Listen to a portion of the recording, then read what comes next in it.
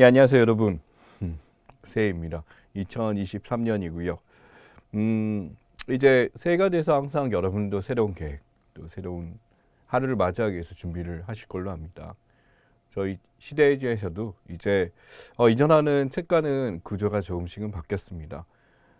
뭐 항상 최고의 상식책을 만들면 좋죠. 그래서 저희도 항상 노력하고 생각하고 합니다만, 그래서 더 좋은 것은 뭘까 고민하다가 이제 구성을 좀 바꾸고 여러분이 좀 가시적으로 좀 알 수 있는 것들, 그 다음에 분야에 대해서 좀 정비를 갖추었습니다. 물론 이전의 구조화는 뭐 그대로 이제 사용하는 것들에서 몇 가지 이제 챕터들, 꼭지들 늘어났고요. 그 다음에 처음에 이슈 되는 것들은 좀 줄이고, 이제 상황에 따라 이제 필요한 지식들 있는 것들은 짧게 이제 다루게 되면서 조금 더 이제 넣을 건 넣고 뺄 건 빼는 이런 구조를 취하도록 했습니다. 또한 이제 가끔씩 이제 읽는 것들에 대해서 여러분이 피킹 이제 골라서 이렇게 보는 경우가 있는데, 전체적으로 여러분이 상식 준비하는데 도움이 될 수 있는 모든 것들 다 함께해서 노력했으니 지켜봐 주시기 바랍니다. 그리고 여러분과 이제 또 항상 저하고 이제 또 만나게 되겠죠. 물론 그저 이제 텍스트 정도로 정리를 하시고 하는 분들도 있을 겁니다. 제가 여러분한테 도와드릴 부분은 이제 텍스트로 봤었을 때 어떻게 이제 시험 준비를 할 때 필요한 부분이 무엇인지, 그리고 기억해야 될 건 무엇인지, 또한 이제 여기와 관련된 제반 설명들을 통해서 어떤 것까지 확장될 수 있는지, 그런 것을 전달드리는 게 제 역할이라고 생각합니다. 그래서 길지 않잖아요. 수업이 뭐 그렇게 긴 건 아니고 한 번씩 이 책을 보기 위해서 알아야 될 기초 지식들, 우리가 책이란 것이 그렇습니다. 이 책의 목적들이 다 있잖아요. 저희 이제 시대고시 상식 책 같은 경우는, 시상식 책 같은 경우는 여러분들이 이제 머릿속에 남겨놔야 되는 것들이 조금 있죠. 그것이 단순히 이제 체화돼서 되는 것도 있겠습니다만, 여러분이 인출해서 시험 문제를 풀거나 어떤 이제 대접했을 때, 실제로 이제 만나거나 면접상에서 나타났을 때 대답할 수 있는 수준을 만들어야 됩니다. 그래서 어떤 시사적인 상황이 나타났을 때 여러분이 받아들여야 될 것은 일종의 가설이에요. 이 내용 자체는. 그러니까 현상이고, 여기 이러한 현상이 왜 일어나는지라는 것에 대해서 알고 계셔야 되고요. 그 다음에 또 이것이 나타났기 때문에 그 다음에 어떤 변화가 있을까까지, 더 나아가자면 이러한 변화에 대해서 우리는 어떻게 해결책을 제시해야 될까라는 것들, 그런 게 중요합니다. 물론 책에서는 대부분 다 그런 것을 담아두고요. 어떤 것은 개념적으로 그 개념이 무엇인지 기억하기만 하면 됩니다. 근데 가끔씩 비슷한 것들과 헷갈릴 수가 있기 때문에 그런 것들을 함께 보는 게 중요하겠죠. 자, 좋습니다. 그래서 이제 처음에 이제 시사 이슈에 대해서 처음에 다른 것들은 20개 이단의 뉴스를 이제 정리가 될 것입니다. 그래서 이전에 비해서 좀 더 선별 작업을 거쳐서 이루어지게 되니까 여러분들이 반드시 알고 계셔야 된다. 그리고 TV에 대해서 뉴스를 보거나 어떤 여러분들이 이제 뉴스가 TV뿐만이 아니라 보통 인터넷이나 모바일로 보통 많이 보게 되죠. 보게 되면 항상 헤드라인에 뜨는 것들은 최대한 다 담으려고 노력하고 있으니까 기억해 주시기 바랍니다. 자, 맨 처음에 보면 사진 지금 보이다시피 지금 삭발을 하신 분들인데, 여기 보니까 이제 민족청 화물본부예요. 그래서 이 화물연대에서 이제 화물연대 본부에서 이쪽에서 이제 파업을 하게 됐다가 결국 이제 철회하고 복귀를 한 이야기가 이제 전달이 됐습니다. 굉장히 오랫동안 장기간 계속됐었고, 뭐 국토교통부 장관부터 시작해서 휘하 이제 그 노사이 이제 다루는 모든 것들이 함께 모이게 되면서 여기서 이제 이렇게까지 오래 갈 것인가라고 생각했었는데 생각보다 장기화됐었죠. 우선 이제 이 내용에 대해서는 철회에 대한 얘기니까 한동안 우리가 많이 다뤘습니다만, 이들이 요구했던 것이 무엇인지는 기억을 해야 될 것 같아요. 그러니까 기본적으로 이제 주장했던 게 안전운임 일몰제 폐지였는데 어렵게 생각할 거 없습니다. 이런 안전운임제라는 것 자체가 우리 최저임금하고 비슷하다라고 보시면 돼요. 그래서 어떤 분야에 대해서 이제 운송이 이루어졌었을 때 기본적으로 얼마나 보장을 해줘야 된다라는 겁니다. 문제는 최저임금은 이제 국가에서 매년 이제 고시를 하게 됨으로써 절대적으로 지켜지는 것이 당연하고, 이것이 이전보다 떨어지는 경우는 없었죠. 그러다 보니까 이제 그 금액을 얼마나 올릴 것인가가 논의가 됐었다라고 한다면, 이번 안전운임제 같은 경우는요, 한시적인 아니었거든요. 2020년부터 2022년 12월 31일 바로 끝났습니다. 기간상 이제 법제화된 거에서 한시적으로 시행되다 보니 이게 사라지기 때문에 어떻게 보면 파업을 시작하게 된 가장 큰 원인이기도 하지요. 또한 이제 한 가지 더가 일몰제입니다. 아시다시피 우리나라의 물류라는 것은요. 여러분들이 이제 경험을 많이 하셨겠지만 굉장히 빠르죠. 그렇죠. 택배 같은 게 이제 뭐 쿠팡을 한 번쯤은 경험해 보셨을 겁니다만 기타 이런 것들 보게 되면 아침에 신청을 하게 되면 저녁에 그냥 찾아오는 경우도 굉장히 많이 경험하셨을 겁니다. 즉 이거는 이 물류라는 게 물론 이제 우리나라 땅덩어리가 상대적으로 그렇게 넓지는 않지만 우리보다 좁은 나라들도 이거보다 빠르게 운행되는 데는 없었거든요. 그러다 보니 여기에는 바로 이러한 이 화물 운송 하시는 분들의 이제 각고의 노력이 있었습니다. 이제 주간뿐만 아니라 야간까지도 전부 다 이제 일을 하게 되고 했었는데 문제는 일몰이 되고 나서는 여기 안전운임제에 해당이 안 된다라는 거기 때문에 야간 근무임에도 불구하고 오히려 그 비용 자체를 보장받지 못하는 게 바로 일몰제거든요. 그래서 이러한 일몰제에 대한 폐지를 요구했고 그러다 보니 이전에 타협방 같은 경우는 6.2% 정도입니다만 뭐 시멘트라든지 이제 몇 가지 업종만 제외하고는 나머지에 대해서는 주지 않겠다라고 하는 거죠. 그러다 보니까 이 안전운임제에 대해서 시멘트 운송 차량 제한이다 보니까 연대 입장에서는 이제 다른 운송까지 철강이나 자동차나 예를 들어 어떤 곡물이라든지 사료나 이런 택배들까지도 한꺼번에 적용을 했으면 한다라는 거죠. 시멘트 운반자들을 제외하고 나머지는 이거에 보장을 못 받다 보니까 당연히 대부분의 이제 화물연대에 소속돼 있는 이제 노동자들 입장에서는 굉장히 여기에 난세를 표현했었던 거죠. 그러니 이러한 품목을 늘려달라라는 것에 대해서 파업이 시행됐습니다. 문제는 여기에 대해서 이제 이전에 있었습니다. 바로 업무 개시 명령이 발동이 됐었던 거죠. 예측을 했었냐라기보다는 정말 이걸 활용할까라는 겁니다. 이제 운수사업법 14조에 해당하는 건데 업무 개시는 이제 일정한 이유 없이 이제 명확한 이유 없이 여기에 대해서 운행을 하지 않게 될 경우 업무 복귀를 하지 않게 될 경우 여기에 대해서 제한을 가하는 것을 이야기합니다. 바로 뭐냐면 이들이 업무를 보지 않게 되면 국가나 또는 어떤 산업 전반적인 타격을 겪을 수 있다라고 보기 때문에 국가에서 강제적으로 하는 거죠. 그러다 보니 이게 업무 개시 명령이 약간 헌법과 충돌되는 부분도 있다라고 합니다. 왜냐면 근로라는 것에 대해서 이제 본인이 근로기준법에서 강제근로 금지가 있거든요. 근데 여기에 대해서 헌법에 나와 있는 것과 충돌되는 부분이 있기 때문에 이 판단에 대해서 이제 여러 가지가 있지만 아시다시피 이게 처음 만들어졌었던 시대부터 지금까지 한 번도 시행된 바가 없었던 거기도 하고 굉장한 강경책이다라고 볼 수가 있어요. 그러다 보니 이때 연대 파업에서는 또 약간의 이제 분란이 일어나게 됐었고 몇몇 사람들은 복귀를 하거나 이런 일들도 많이 나타나게 됐었죠. 그러다 보니까 이제 연대에서 굉장히 흔들리다 보니 나머지 사람들 똘똘 뭉쳐서 보니 굉장히 강경한 노선을 타게 됐었고 그게 지금까지 오게 됐습니다. 결국 철회하고 폐지를 하겠다라는 것은 뭐냐면 결국 이제 업무 복귀로 이제 들어가겠다라는 것을 이야기하게 되는데 이게 금방 또 되지는 않을 것 같아요. 그래서 업무 개시 명령 같은 경우 정당한 사유 없이 국가 위기라고 판단됐을 때 시행하는 거고요. 우편으로 공시송달을 하게 돼서 기본 14일 이후에 이제 그 전에 이제 빨리 움직여야 되고 이 상황에 따라 그인에 가능하다는데 이번에 14일로 이제 갔었었고요. 그다음 명령서 발부한 다음날 24시까지 운송 업무 복귀해서 바로 일을 해야 됩니다. 즉 파업을 못하게 하게 되는 것 중에 하나죠. 보시면은 불이행 시 운행정지 30일입니다. 이거는 운행정지는요 단순 파업하고 다르죠. 이 운행정지니까 내가 일을 하고 싶어도 돌리려고 해도 절대 할 수 없는 것들 중에 하나고요. 고발되면 3년 이하 징역 3천만 원 이하 벌금 굉장히 강경한 벌금 가지게 됩니다. 이 화물운송연대에서 이제 운송비에 대해서 모르는 사람들이 보면 굉장히 많이 받네라는 걸 알 수 있어요. 가액이 굉장히 높게 되는데 그러니까 뭐 연봉으로 따지면 굉장히 높습니다만 왜 그게 높게 되냐면요. 이분들이 이제 운송하는 차 때문에 그렇습니다. 이 차가 굉장히 비싸요. 비싸다 보니까 이것을 원금은 거의 건물 가격에 가까운 차들도 있는데 이러한 것이기 때문에 이 사람들이 이걸 소유해서 운송을 하기 때문에 당연히 임대를 받습니다. 임대를 받거나 또는 이제 할부금이 있는데 이게 몇 천만 원이에요. 매년. 그러다 보니까 실제로 이제 받는 운임에서 이 비용을 빼고 이제 물류비에 대해서 이제 하역하거나 뭐 기름값 같은 것들을 빼고 나면은 사실은 이제 그렇게 높지는 않아요. 하지만 그 받는 금액 자체만 과장돼서 나오다 보니까 약간은 귀족노조다 이런 얘기들 많이 들었었죠. 물론 일부는 그런 경우도 있습니다만 대부분의 사람들 아예 총파업에 참가하기 힘들 정도로 금액에 대한 것이 문제가 되기 때문에 파업에 참여할 수 없는 사람들은 많았다고 합니다. 그런 상황에서 이제 업무 개시 명령 굉장히 강경한 대응이었고 엄정 대응이었죠.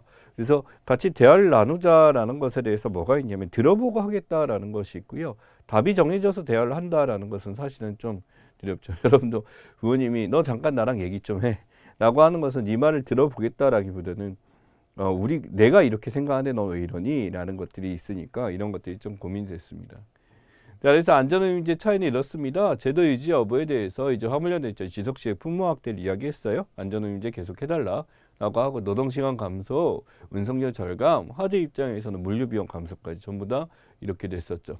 화주협에 대해서 새로운 제도가 필요하다라고 했어요. 화주 부담만 가능하다라고 하게 되면서 연대 측이 아니라 화주 이제 물류 쪽에서는 이게 최저임금처럼 챙겨져야 되니까 부담이 됐었다라고 했고요. 정부는 3년 연장을 추진했는데 문제는 이겁니다. 품목 확대가 불가능하다라고 했었죠. 그러니 이전처럼 시행하는 것만 얘기하다 보니까 안전효과나 정책효과 뚜렷하지 않기 때문에 굳이 이런 거 할 필요 없다라는 건데 쉽게 얘기해서 이러한 화물 운송 연대가 운임에 대해서 이 정도면 충분히 받고 있어라고 본 거죠. 이제 그렇게 됐기 때문에 이런 변화가 있고 어떻게 보면 이거는 또 다른 니들이 조금만 희생해 주면은 지금처럼 잘 돌아갈 때 왜 그러냐라는 거 비슷합니다. 자, 파업 후 손배소예요. 또한 파업 다음에 어떤 물류나 이게 이동이 안 돼서 그런 경우도 있고 실제 이제 화물연대 파업뿐만 아니라 다양한 파업 주체들이 많이 겪고 있는 게 바로 이쪽입니다. 파업 후 손배소예요. 이건 뭐냐면 형사상으로 문제가 없는데 민사상으로 이쪽에서 손해를 본 게 너희들 책임이 있다라고 해서 소송이 걸리게 된 케이스입니다. 정당성 없는 쟁의 행위에 대해서는 하겠다. 라고 했었는데 실제로 이제 기업이 노조의 손해배상 청구 사례 자체가 희귀하고 거의 없는 경우 정말 명백하지 않은 경우는 거의 없고 지금보다 1975년 노조에 대해서 이렇게 있었으나 이거 역시도 1심 선고적 노사합의로 소송 종결돼서 이제 효과가 없었고 일본에 이게 없습니다. 정당하지 않은 파업에 대해 노조 물론 손해배상 청구 가능인데 모든 형태 파업이 문제가 없고 여기에 대해서도 이제 소송이 없었던 게 독일의 사례고요.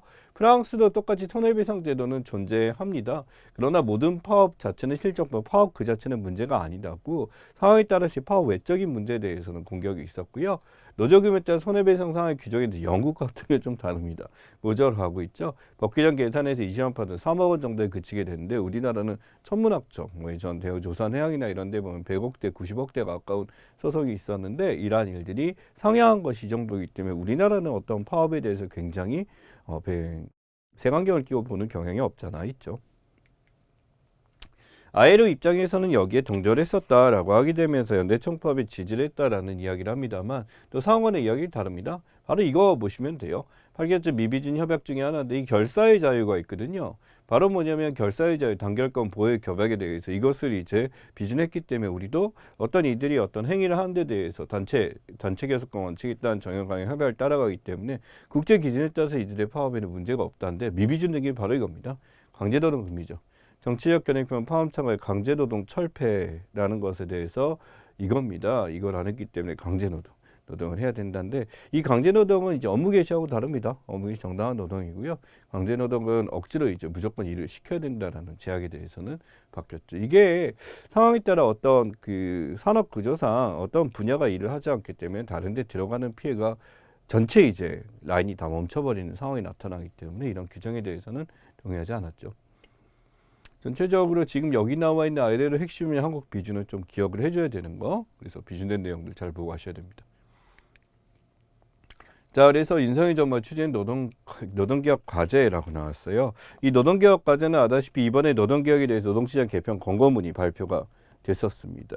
어떻게 보면 아까 화물연대 총파업과 매우 연관이 있는 부분 중에 하나인데 애초에 이제 인성이 정말 들어오게 됨으로써 보여줬던 거죠. 근로시간제도 이연화. 여기에 대해서는 지금 어느 정도 논의가 많이 이루어졌습니다. 그래서 몇몇 기업들 많이 이루어졌는데 상황상 이런 유연성을 발휘하기가 힘든 분야들이 많이 있다는 점 이것도 있죠. 자, 그다음에 직무성과 증시 임금체계, 임금 유연성 확보인데 이것도 직무성과 증시 임금체계라는 걸 통해서 이루어지다 보니까 가끔씩 이제 이것을 선지급하게 됨으로써 야근을 너무나 당연시하게 만드는 기업도 있습니다. 그래서 실제 이제 성과에 대한 평가를 어떻게 할 것인가라는 것 등등 굉장히 많은 상황에 대해서 이제 논란이 되고 있는 것들 중에 하나예요. 그래서 근로시간 계산이 힘든 업무들이 많이 있거든요. 그러다 보니까 포괄임금제를 하게 됨으로써 이 정도 일을 할 것이야 라고 이제 정해줌으로써 기본급에다 어느 정도 더 주긴 합니다만 뭐 5%, 6%더 주는데 실제 이렇게 함으로써 야근이 너무나 정당화되고 당연히 되고 급상 못 받는 경우가 많이 발생하기 때문에 추가되는 것 중에 하나입니다. 파업 시 대체 근로활용 제도 개선이 필요한데 이제 상황에 따라 승용공이 필요가 없는 직종 같은 경우 또는 이제 굉장히 지원자가 많은 직종 같은 경우는 이런 대체 근로를 하게 되면서 전혀 문제가 없을 경우 기존에 이제 파업을 시작한 사람들 입장에서는 이제 정말 익숙치 않은 경우도 있었죠. 이 제도 개선 필요하다라는 거고 이건 너무나 일반론이죠. 재정인과 안정이나 이런 거기 때문에 이 세 가지에 대해서 기억을 해라라고 하는 것이 이제 경제 전문가들의 입장이었습니다. 그래서 이제 이번 노동개혁 주요 권고안에서 나왔던 얘기들을 한번 보자면 연장근로 시간 주월, 분기, 반기 연으로 개편해라 라고 하게 되면서 관리 단위를 좀 더 구체적으로 이제 분류를 한 다음에 여기에 따라서 줄 수 있도록 하는 거죠. 그 다음에 선택적으로 정상 3개월 전 업종으로 확대해라 라고 하게 됨으로써 이전에 그냥 1개월 전에서 3개월 늘리게 되면서 이제 받게 된 거고요. 탄력적 근로시간제 사후 정상 등 실효성 제고해라. 미리 사전 정산함으로써 야근을 일반적으로 시키는 걸 막아라 라는 것 중에 하나고 근로시간 저축 계좌제 쉽게 얘기해서 근로시간에 집어넣는 것들 예산 정확하게 할 수 있게 하고 11시간 연속 근로시간 야간관리자 보호 등 근로시간에 대해서는 굉장히 민감하게 이야기를 꺼냈습니다. 근데 또 이제 사람들이 그런 게 있죠. 일에 대해서 이제 일을 하다 보니까 69시간까지도 일하는 게 가능해집니다. 산술적으로.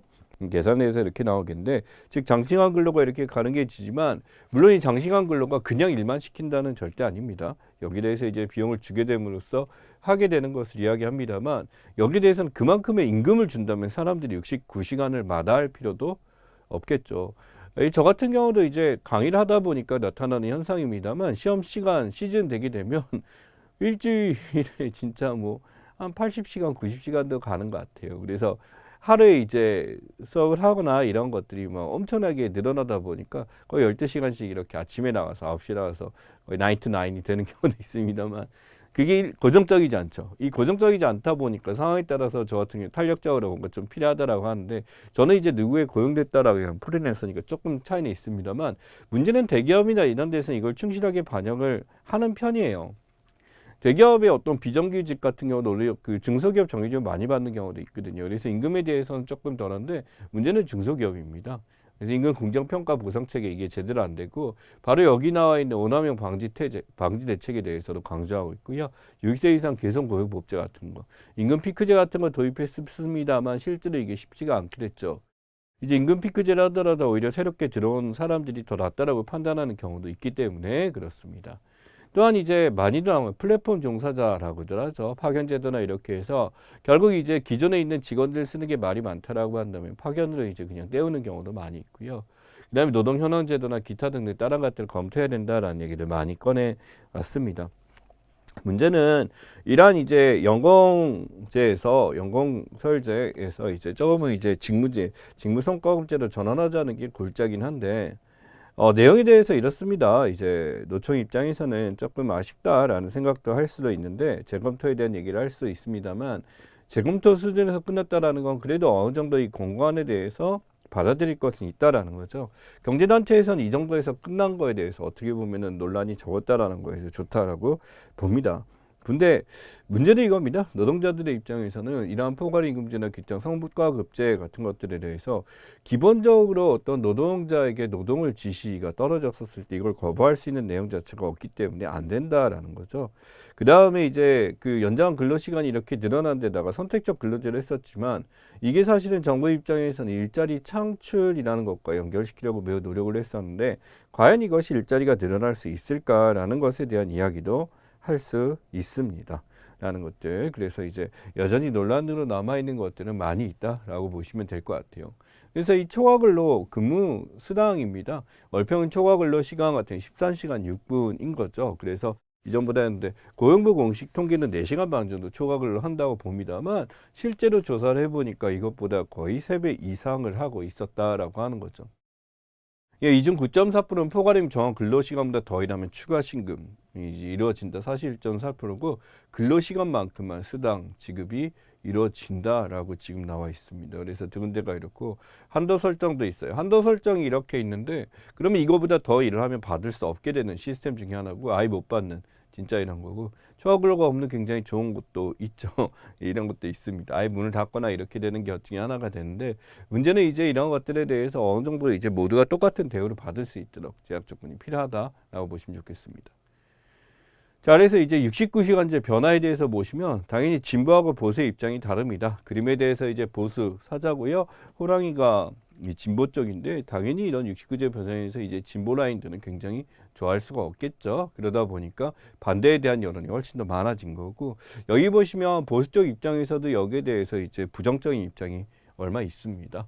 또한 진보성과 중심제에 대해서 보자면은 진보 쪽 입장에서는 역시 여기에 대해서 반대를 하고 있습니다. 두 가지를 이제 어느 정도 이제 조합을 해서 하는 것을 기대를 하고 있습니다만 보수 입장에서는 훨씬 더 좋다. 이제 이런 걸 통해서 업무 성과를 늘릴 수 있다라고 보고 있죠.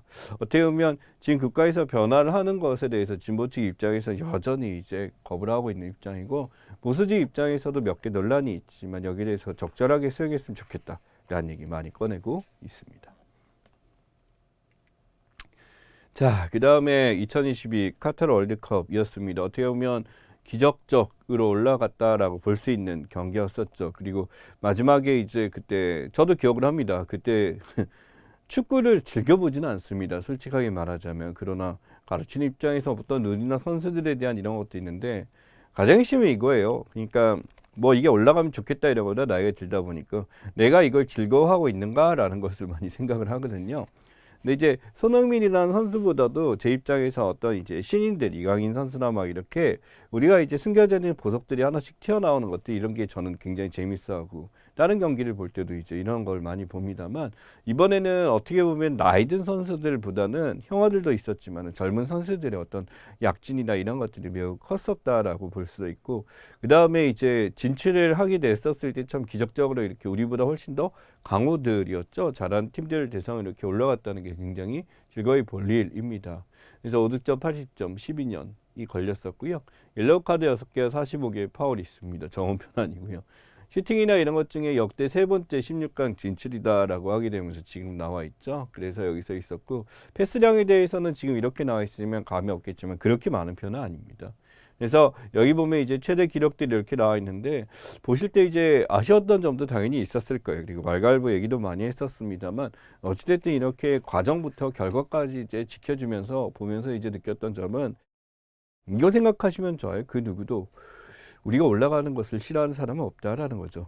한국 사람들은. 그래서 선수들도 정말 굉장히 열심히 노력을 했다라는 걸 보여줍니다.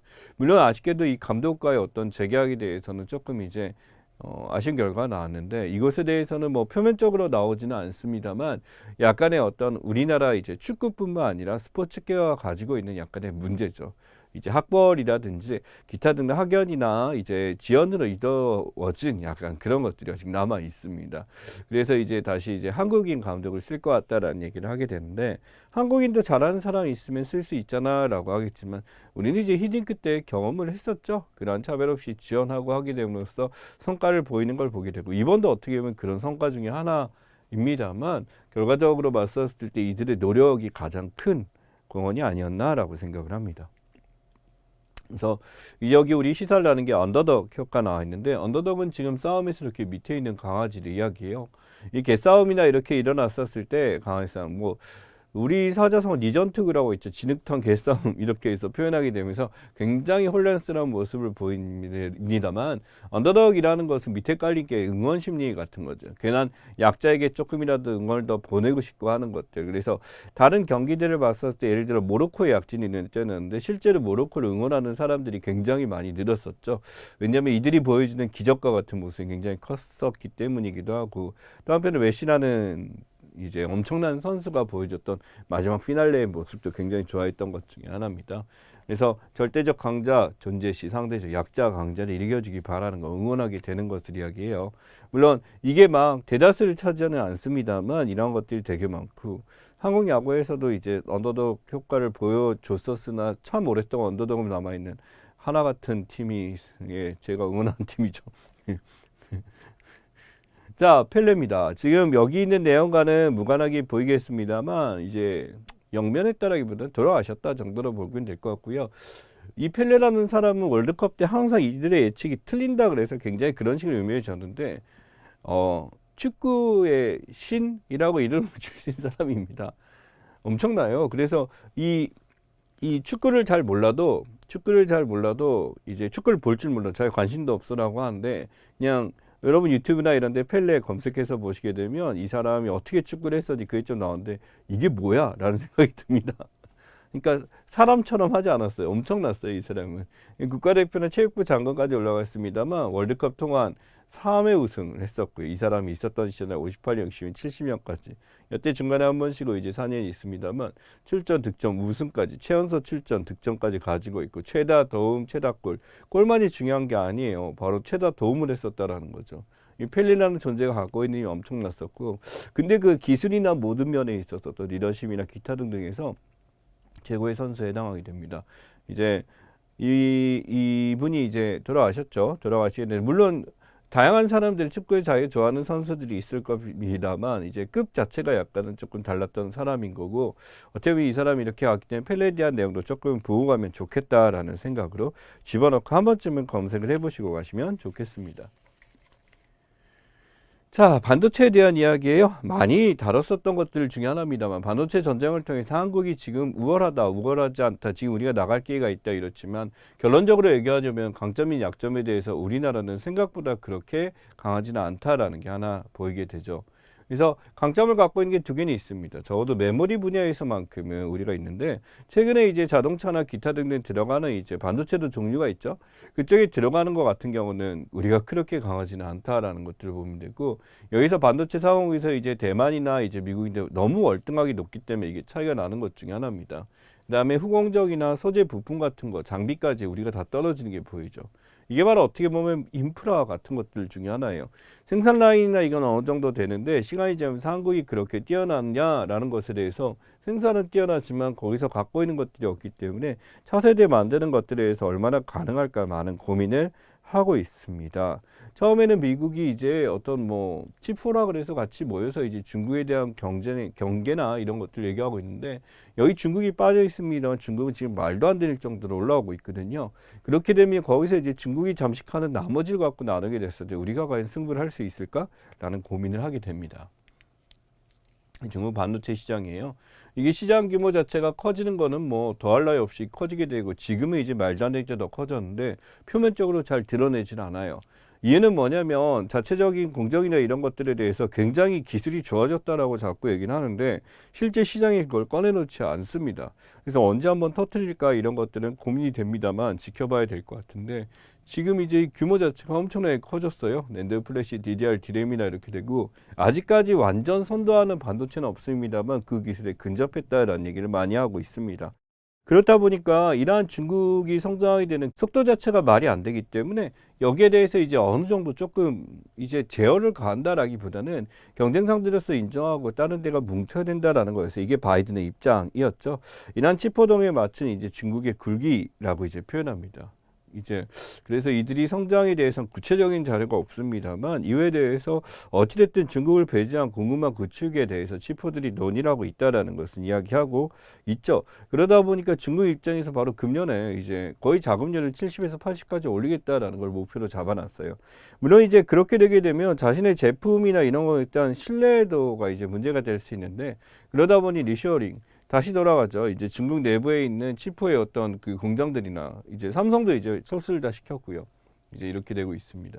리셔링 정착에 대해서 다시 돌아오게 되면 원샷 전에 법인세율도 낮춰주고 다 해주겠다라고 하고 있고요. 일본도 리셔링 보조는 2조 5천억까지 지금 잡아놓은 상태고 법인세율도 깎아주고 한국도 보시면 멱수도권 150억이나 이렇게 100% 감면까지 해주겠다. 법인세 완전히 다 깎아주겠다까지 해서 돌아가는데 이야기하고 있습니다. 문제는 우리 K반도체가 메모리 위주로 너무나 되어 있기 때문에 약간 이제 그 다음 다른 것까지도 조금 상대를 해야 되죠. 물론 메모리 부분에선 프리미엄이 붙을 정도로 비쌉니다. 가격 자체가 훨씬 더 비싸요. 근데 메모리는 기억이죠. 여러분이 이제 중요한 정보나 이걸 기억해서 남겼을 때 안전하게 오래 보관하는 게 중요하잖아. 근데 이것이 이제 삼성 제품들이 굉장히 뛰어나기 때문에 그렇지만 그런 것들은 금방 변하지 않고 모든 제품에 들어가는 게 아니죠. 대다수를 차지하는 저렴하지만 가격은 싸요. 가격은 싼데 생산량이 싸겠죠. 이러한 것들이 지금 굉장히 중요하게 되고 있습니다. 그리고 무엇보다 이제 리쇼링도 있지만요. 인력들 빼가는 게 또 굉장히 중요해요. 그래서 중국에서 굉장히 가열차게 사람들을 빼가고 있다는 얘기는 많이 들었습니다. 그래서 이 상황에서 우리가 어떻게 버틸까라는 거 항상 고민해야 되는 것들 중에 하나죠. 그래서 이 중국 탈출하는 글로벌 기업들 나와 있습니다. 애플 같은 게 하반기부터 이렇게 빠져서 이제 에어팟 프로 나와서 했었고, 디스플레이 생산 베트남으로 삼성 이전한 데다가 10년 스마트폰 공장까지 전부 다 철수한 상태고, 하스브로나 볼보까지 기타 등등 수많은 공장들이 지금 중국으로부터 미리 탈출한 상황입니다.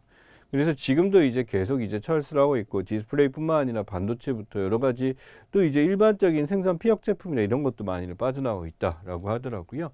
투자 계획 재고 중인 유럽 기업 비율인데 처음에는 하려고 했었다가 다시 한번 이제 생각해 보겠다는 기업들이 지금 이렇게 늘어난 상황이다라고 보시면 될 것 같습니다. 그 반도체 법안에 대해서 미국하고 EU가 또 차이가 좀 있어요. 그래서 미국하고 EU에 대해서 EU 입장에서는 지금 많은 변화에 대해서 이야기를 하고 있는데 연구개발 450 EU 반도체법이라고 하게 되면서 세계 반도체 20%까지 EU는 늘려보려고 애쓰고 있습니다. 이제 이 시장에서 우리가 지면은 미국이나 어떤 그런 데서 끌려다닐 수밖에 없고 삼성 입장에서 어떻게 보면 경쟁자죠. 그래서 지금 EU도 이렇게 올려려고 해서 반도체에 대한 전쟁은 계속되고 있고 전쟁이 된다고 해서 떨어질 거냐라고 보지는 않습니다. 적어도 이제 경제 전문가들이 보는 입장에서는 우리나라 반도체가 가장 전망이 좋은 것이다라는 것에서 모두 다 입을 모으고 있다는 게 현실입니다. 자, 도어스태핑에 대한 얘기죠. 여기 보시면 출근길 기자문단 논란거리나 행정부 내 정책 엇받쳐 자주 말 선생님께서는 그 원인이 무엇이라 생각하십니까? 라고 지금 나왔어요. 그래서 지금 묻는 것 중에 대통령이 충분하지 않은 상태에 답변하기 때문에 대부분이 이 얘기했어요. 준비가 안 돼 있는 것 같은데 그냥 말 던지다 보니까 실수하는 것 같아요. 격여 없고 솔직한 대통령 스타일 때문 이래서 어떤 이제 너무 이제 뭐 소위 말하는 힘내고 가오 잡는다라고 하죠. 사칭말로. 그래서 그런 게 없기 때문에 가능하다라고 하는데 이쪽은 이제 지지자들 입장일 거고요. 인선 내부 소통 공선이 실제하기 때문에 어떤 정책에 대한 지식이 없기 때문에 참모진 보좌 부족해서라고 하는 거. 그래서 지지자가 그렇지 않은 사람들이 보입니다만 중도나 대부분의 사람들은 준비가 안 된 것 같은데 왜 저럴까라는 얘기를 많이 꺼냈습니다. 아니나 다를까 여기에 대해서 지금 어떻게 됐냐면 이제 이 노스태핑이나 이런 것들 출근길 문답을 중단하게 됐었죠. 또한 MBC 기자들에 대해서 굉장히 불편한 감을 드러낸 것도 사실입니다. 이 노스태핑이란 표현을 이제 항상 쓰는 표현인데 이제 우리 국립국어원에서 이제 내용을 바꿨어요. 출근길 문답, 약식 문답 이런 걸로 바꿔 씁시다라고 하는 거. 그래서 여기 보면 아직까지는 두 개가 혼재되어 있는 건 사실입니다만 한국어로 이렇게 표현하는 것이 낫겠다라고 보시면 좋겠어요. 메타 패션도 이제 하나 지식을 하는 가상세계 패션인데 여러분이 실제 입는 게 아니라 여러분의 캐릭터한테 입히는 거죠. 저도 뭐 그렇게 패션에 대해서 신경 안 씁니다만 이제 예전에 저도 이제 온라인 게임이나 이걸 했었을 때 뭐 옷 이게 되게 중요하더라고. 금액도 비싸고 이렇게 되더라고. 메타 패션에 대한 이야기입니다. 이 비서거 보도에 대해서 MBC하고 지금 말이 나왔었던 건 굉장히 유명한 거였죠. 국회에서 이 XX들이 승인 안 해주면 누가 쪽팔려 바이든에 대해서 이거 했는데 여기에 이제 들린 거에 대해서 이것을 이제 노출 없이 보여줬다라고 하게 됨으로써 이제 유튜브로 업로드를 하게 됩니다. 근데 여기서 이제 논란이 커지니까 날리면이라고 했었다. 이게 이제 대답에 대해서 했었죠. 그래서 왈가왈부 여기에 대해서 뭐라고 얘기했나 당연히 그때 들었던 사람들이나 말했던 대통령 당연히 알고 있었는데 그렇지 않다라고 이제 회피를 했습니다만 명확하게 이걸 얘기를 안 꺼냈죠. 왜 감싸주지 않았냐 가장 큰 것 같습니다. 또한 이제 언론이나 유튜브 클립으로 올린 뉴스 보도했기 때문에 여기서 굉장히 불편하다라는 것을 표면적으로 많이 이야기했었다라고 해요. 그러다 보니까 지금 이제 조금 화가 많이 나는 상황이었죠, 이 당시에. 그러다 보니까 이제 그 외부 이제 순방을 할 때는 MBC 기자들을 태우지 않고 가게 되는 것을 표면적으로 얘기하게 되는데 비슷한 케이스가 이제 트럼프가 또 이런 게 또 있었고요. 그러다 보니까 이제 약간의 이제 좀 이런 것들이 문제가 되지 않나라고 하면서 국가원은 기자회나 이제 연원 기자 이제 엔저 입장에서도 여기에 대해서는 굉장히 우려를 표명했었던 것 중에 하나다라고 말씀을 드리겠습니다. 자, 그 다음에 실내 마스크에 대한 이야기예요. 뜨거운 감자 실내 마스크 의무해제라고 나왔었는데 시도시작. 여기 보면 감염제 영향병이 있습니다. 각거의 모든 일부 조치할 수 있다. 보건지부에서 해당한 조치할 수 있다. 전차에 대해서 이제 마스크 착용 준수 명한다라고 나왔었는데 문제는 이제 실내 마스크 의무화에 대해서 대전시가 정부 입장에서 빨리 발표를 안 하게 되니까 우리 자체적으로 조례를 통해서 안 쓰게 하겠다라고 할 거. 그러다 보니까 이제 질병관리청 입장에서는 왜 말 안 듣냐라고 하게 되면서 하게 된 경우 두 개 혼선이 됐었는데 여기 보시면은 질병관리청장이 시도시자 시장 군수구청장이 모든 조치가 가능하기 때문에 얘기를 했었던 거고 굉장히 불쾌함을 표명을 했었죠. 그러니까 마스크 착용 의무화에 대해서 보자면 실외 같은 경우는 이제 없습니다. 우리가 뭐 쓰거나 이제 편안하게 스포츠 경기 벗는 거에서 아무도 이렇게 없지만 실내 같은 경우는 다 쓰죠. 여러분도 아마 벗은 사람 본 적이 없을 겁니다. 이게 정부가 규제를 해서 안 쓰는 거라기보다는 여러분들이 스스로 이제 지키고 있고 이런 게 많죠. 저 같은 경우는 이제 이쪽이 이제 촬영이 마스크 안 쓰는 혼자 있는 공간이에요. 그래서 이렇게 되고 기타 차량 운송수단 외부와 분리된 모든 구조물 이렇게 있습니다. 차량 운송수단 반드시 써야 되고 공고사항 같은 경우는 대부분의 실내나 밀집한 사회 비말 생선액이 이제 침을 튀길 수 있는 게 많은 경우죠. 사실은 이제 식당이 좀 이렇게 보입니다만 식당은 우리가 마스크를 쓰고 먹을 수는 없는 것이니까 너무 당연한 거기도 합니다. 근데 이게 OECD 주요 마스크 착용 의무예요. 현재 사실 보시면 미국, 프랑스, 뉴질랜드, 독일, 싱가포르. 이 뉴질랜드, 싱가포르가 되게 신뢰를 오래 갔었어요. 우리와 똑같이. 근데 얘네도 벗었어요. 얘네도 벗었는데 보다시피 의료시설은 제외했고 독일 같은 경우 이제 유로스타 장거리 열차에 놔두고요. 싱가포르도 대중교통은 아직까지는 쓰게 하고 있습니다. 우리나라는 실내 없어져도 아마 얘기했을 때 보다시피 우리나라는 실내에서 여전히 쓰게 하는 나라이기 때문에 다른 나라에 비해서 이 마스크 의무가 굉장히 강력한 나라다라고 볼 수가 있을 것 같아요. 그래서 각 나라의 특징들에서 이렇게 되고 전제되는 시점에 대해서 1월 달입니다만 3월 것까지 좀 유보가 가능한 이유가 최근에 또 다시 늘어나고 있죠. 다만 그 어떤 피해 자체가 백신을 맞거나 기타 등등 이렇게 돼서 괜찮아졌다라고 하는데 문제는 지금 백신 사태인데 이 백신 지금 남아 돌고 있습니다. 그래서 독일 같은 경우 지금 이거 벗게 된 케이스가 2억 6천만 병인가? 그냥 인구 대비 지금 뭐 5배가 넘어간 상황이에요. 그러니까 우리나라는 지금 백신에 대해서 맞지 않다니까 이렇게 치료제나 기타 등등 이제 모든 이제 사업체들이 철수를 하고 있죠. 그러나 이미 이제 각약된 이런 것들에 대해서 파악하기가 쉽지 않기 때문에 이제 우리가 이제 코로나를 막기 위한 백신이나 치료제나 또는 이런 것들에 대해서는 굉장히 이제 구비는 원활하게 될 것 같습니다. 또 마스크도 마찬가지죠. 그런 이유에 대해서 어떻게 보면 이제 자율적 방역 체제로 가는 것이 맞기는 합니다만 여러분의 판단은 어떨지 한번 생각해 보셔야 될 것 같습니다. 조금만 쉬었다가 7위 진행하도록 하겠습니다.